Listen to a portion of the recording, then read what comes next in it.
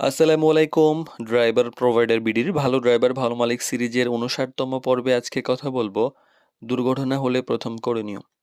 তো ড্রাইভিং পেশায় দুর্ঘটনা একটা অপ্রত্যাশিত কিন্তু বাস্তব বিষয়।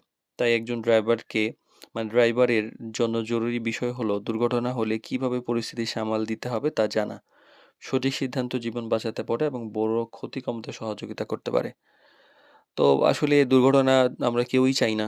কিন্তু কখনো, কখনো ঘটে যায়। যদি আমাদের পরিস্থিতি এমন থাকে যে একটা ঘটেই গেছে এবং সেখানে যদি আমরা কিছুটা হলেও সুস্থ থাকি, স্বাভাবিক থাকি, মানে চলাফেরার যোগ্য থাকি, তাহলে আমাদের কিছু ব্যাপারে সতর্ক থাকতে হবে।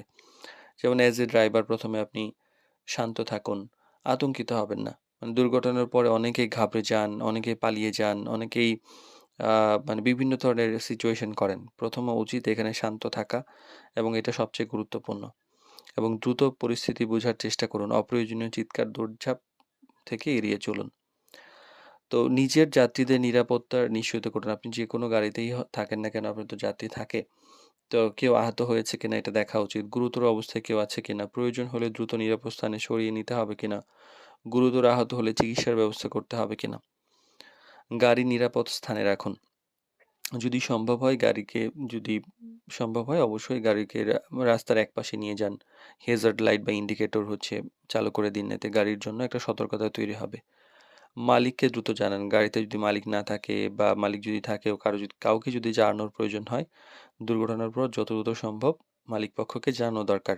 কি হয়েছে সংক্ষেপে বলুন, কোথায় হয়েছে এবং নিজের মতো করে কিছু লুকানোর চেষ্টা না করে সবকিছু বিস্তারিত শেয়ার করবেন। প্রয়োজনে পুলিশের বা এলাকাবাসীর সহযোগিতা নিন।